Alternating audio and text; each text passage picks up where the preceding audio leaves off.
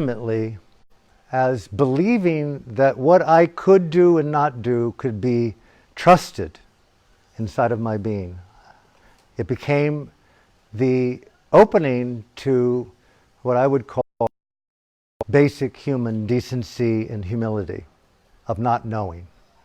So I opened this particular week together talking about world Dharma.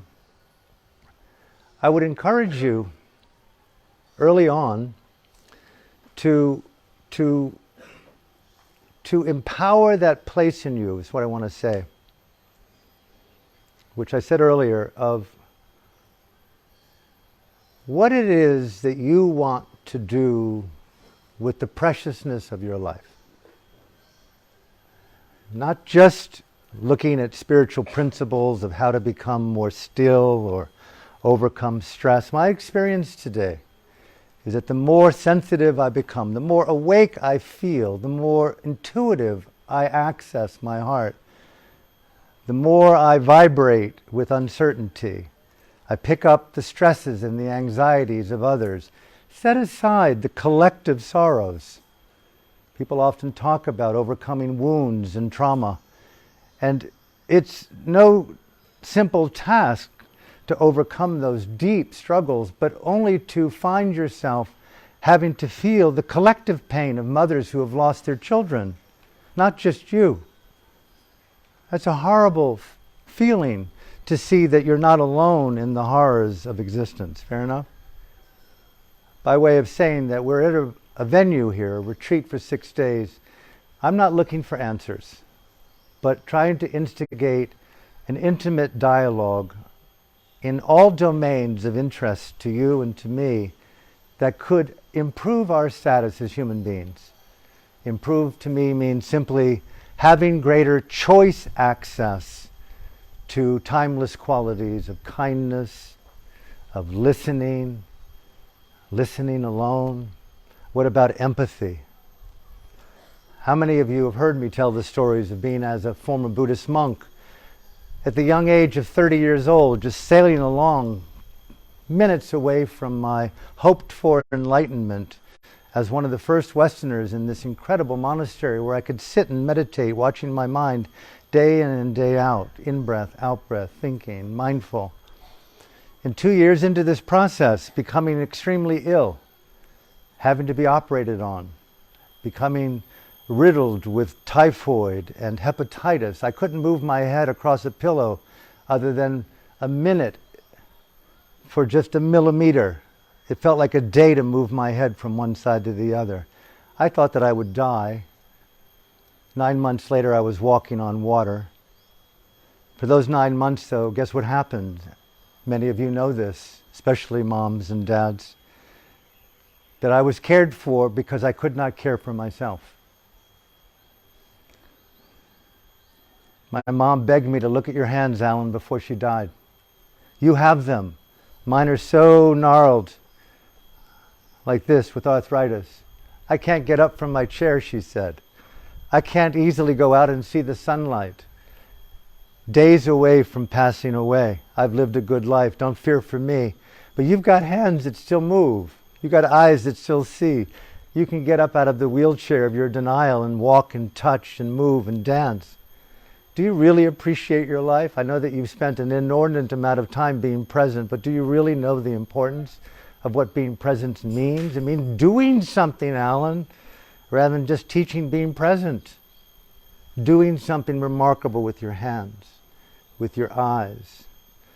If all of a sudden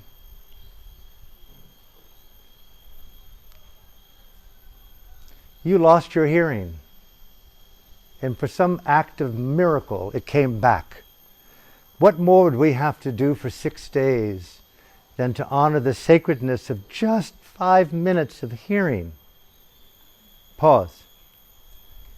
I don't know about you, but so many people want to improve themselves, do things that they haven't done. Fair enough, yeah?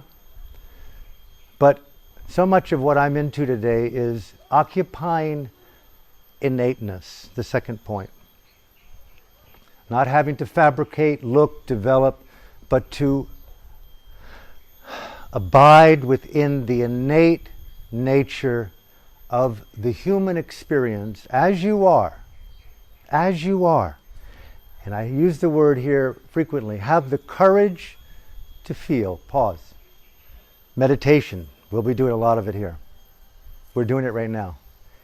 People ask what it means. It means the innateness, the ability of the heart, the mind, the human, to occupy their innateness as they are and have the moral, spiritual, intelligent courage to simply F-E-E-L, feel. And with that feeling, to pause. I'll pause here. We'll go into something else. I have a 13-year-old daughter. I don't know how many of you are parents. Incredible.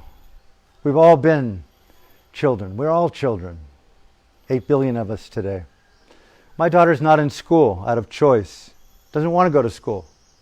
Dad, what's the point? Why am I learning something in school that has no bearing on real life? Even simple quips like, why do I need to learn math? Is it good for your brain like they tell you in Steiner? I could just use my phone and just calculate things faster than I could ever need to have to learn all that math at your expense, going to see a tutor. What's the point, Dad? And it's what's the point is a very important point. She has fans. All of us know about the young Swede, Greta Thunberg. She's telling everywhere you go, adults, panic. How's that for spiritual life? She's saying, wherever you go, working on your help and your needs psychologically and emotionally, I want to instill in you an unbelievable existential terror. Panic. The joke is, you watched your breath, Alan, for 35 years, coming and going. There may not be oxygen in 10. A different playing field. There may not be food. There may not be fuel for a plane. It may not be that we have access to the internet. It may not be that we have access to electricity. We're in late stage capitalism, be sure of it. And many people say we're in late stage civilization. I'm not here today to pretend that it's going to work out. I'm not one of those people to empower the good, the true, and the beautiful regardless. Yes, yes, yes. But there's a lot of fear in the world, especially if you're a mom or a dad or you're relating to younger people. There's a lot of existential anxiety. I want to pause right here. I want to encourage all of us not to steer away from the authentication of your truest sense of feeling. You don't have to be strong and clear and positive here. You can get angry, you can be hurt, you can cry, you can be confused. If your questions don't come across as clear, I'm a fan of Van Morrison. He coined the phrase, the inarticulate speech of the heart. Sometimes when we feel, we all know this, it's not easy to know what we really feel, and immeasurably complex to put words to the ineffable. Fair enough? To the third point, your notebooks are gold. A little anecdote. I've been at this living thing now for 68 years. I've been in front of people with groups in silence and speaking for nearly 45 years. I started young.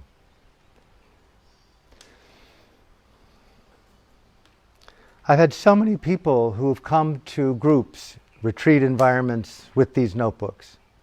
Let me just say it this way. Stop buying spiritual books. That's right. Cease. They're a waste of time. Write your own. Document the evidence of your own liberation. Map your own psychological, spiritual, emotional, inner constellations. We're going to do it for 13 sessions here. You will have, at the end of this particular 6 days, the Dharma book, the spiritual book you're begging to find, highlighting words in other people's words. Cease that waste of time.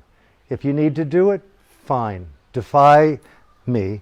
But please encourage that place in you to be courageous enough, to look feeling and deeply enough to follow these writing exercises, to discover your own, don't hold up your finger, How many of us have an index finger? The point being is fingerprints, I'm told, like snowflakes, there's no two of them alike. When you do workshops, trainings, religion, philosophies, often there's a sense of 7 steps to uniqueness, when it should be infinite steps to you abandoning the belief that someone can show you who you truly are, and realize it's a reflection simply of embracing radical authenticity on a frequency of choice-making processes. Authenticity isn't a state, an infinite amount of choices, rooted in integrity, conscience, emotionality. So these notebooks are our fingerprint. No two of us will kiss in the same way. No two of us will hold hands in the same way. The very experience for me of intimacy, that it's unique, is why it's called intimate. When we try to start mimicking others, mimicking what a Buddhist meditator should look like, mimicking someone who should be mindful. I sat in monasteries for the better part of 4 or 5 years as a monk, some years as a layperson. We'd have sometimes, well, my monastery was primarily women, unlike many people's beliefs, mostly lay women. We had maybe sometimes up to 5,000 people there at the monastery meditating in silence. And you would see them in a meditation hall sitting principally in one posture. But when you hear them talk to their meditation guides, you would hear 5,000 different experiences, and you'd hear 5,000 different instructions. So be very watchful of the idea that you're going to find what you need to find in a book rather than discovering it for yourself. And I swear you can find it all that you need to find in 6 days. It's not far-fetched. It's not complicated. We're going to go through writing exercises. And the first one is simple. We call it the Sangha constellation. I want to just jump into this in a minute. How many of you heard the word Dharma or Dhamma? Most everyone? We're going to explore that word a lot. How many of you have come to meditate? I would assume hopefully most of you. We will do meditation. You will have meditation instructions, at least the way that I practice, that you can see for yourself if they're valuable to you, that can take you for life. I've never seen anything more powerful than the power of self-directed presence upon the nature of one's own being. Self-directed presence on the nature of one's own being is another way to look at meditation. We're going to look very carefully at how meditation can radically evolve what you want in your life. What do I want? I want to be more creative. I want to be more, patience is high on my list. I would like to be more discerning with who to be involved with and who not, especially with thoughts that feel compelling to follow. How do I really trust what I'm thinking and feeling to be something valuable to me and my innermost family? I'm tired of learning through mistakes. Yes, Alan, the rest of my life you'll learn that way. I'd like to minimize the kind of carnage that I've experienced the last 40 years. I don't know about you, but relationships are uber complex. Getting more complex, especially with the freedoms at play here. So if you've got issues on relationships, they'll be highly explored here if you want to bring them to the forefront of our discussions. Meditation instruction will be given. The word bhavana, B-H-A-V-N-A, another key word for me here, it's called the beautification of the mind. Many people don't know this word, but it's the synonym for Buddhist meditation and trans-Buddhist practices. Bhavana is the study of states of consciousness, SOCs, or SOM, states of mind, states of consciousness. All of us can speak our native language. Some of us can speak, well, some of you can speak a couple of languages, even more. We call that literacy. Those who study states of consciousness and begin to mix them like a musician or an artist, we call them cognitive literacy. You become more adept at knowing that I want to be in unconditional love with this woman. I want to be in deep regard for this gentleman. How many of us can call upon in the minute a sense of gratitude? How many of us know what we want inside of our lives based upon giving ourselves the quality of generosity? How many times I walk down the streets, even here in Ubud, with people, not many, but people who are very, very poor. And you know, I haven't stopped one goddamn time yet to give someone anything. It's disgusting, Alan. Why? How is it that I go into neglect so quickly? I don't know about you. How often I'm out for lunch or breakfast or dinner where I somehow always go towards, well, the expectation is to pay for the meal, but let's split the bill. Why wouldn't one just, no, it's my honor. You don't even have to say it, just do it. Wouldn't it be beautiful just to act more in generosity, more in grace, rather than the protocol of appropriateness, segregation? You'll hear me talk a lot about unrecognized apartheid. Many people think of meditation as something you do when you sit. That is completely erroneous to the ways that I've learned. It's like asking, when is it appropriate to breathe? Only when I'm sitting or when I'm standing or walking? And so in meditative circles where I've lived, wherever you breathe, there you meditate. Wherever you see, there you meditate. Wherever you think, there you meditate. Wherever you have a recognition of your presence, there you bring the word meditation to the forefront of your presence. So the word bhavana, presence, meditation are all synonyms that we're going to look into that refer to chosen states of mind. Chosen states of mind. So I'm going to pause here. In your writing, in your notebooks, one of the most complicated things I've seen in living is being with other people. No joke intended. You sort of like them some of the time. You would like to avoid most of them most of the time. Everyone within that selection process hopes to meet someone who they want to be with all of the time until it turns so bad you can't wait to get rid of them all of the time. So the whole process of human interrelatedness, say no more about how we've disposed of the environment. Whatever reason it is, the ozone's gone to hell in a handbasket. We've soiled our nest. Even the kids are shouting out there may not be food because of the overheating, even within the short span of 7 to 12 years. Wow, that's really cool. That's a great thought to be having here on a wonderful day in Ubud. So the concept of denial is a very prominent feature. What I'd like to invite you to do at some point are, what are these states of mind that you want to learn more about? For me, when I became more adept at this process, I wanted to learn self-deception. I wanted to learn denial. I wanted to learn ignorance.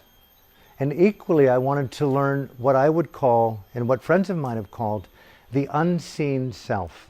I know a lot about what I know. I know very little about what I don't know.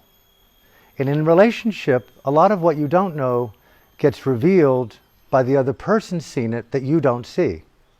Are you with me? So the beauty of this mirroring process is very extraordinary. In the first writing exercise, self-reflective writing challenge, which I would just pose to you, and then we're going to take some time to do it, is people often come and ask, how is it that I feel what I feel? To me, I don't think that it's an isolated experience. And when I left the monastery, I was thrown out of Burma as a monk by the regime, the dictatorship, and I was cast back into America, which I did not want to be. It was just more horrible than when I left. And set that story aside. And I found that I lost my tribe and my family in that monastery. I went there, and despite the good news of meditating, I had a horrible separation from the key people that I loved. I had to learn new forms of intimacy with new people. And I found that I lived a very isolated life with just one or two or three people. Now, what I learned in that process, that almost my entire spiritual life, my psychological life, my emotional life was tied into just a few people. So if I understood these relationships pulsed by the President of the United States, almost no one would dare raise their hand and say, I like him, I'm sorry, I'm going to defy political spiritual correctness. Go on.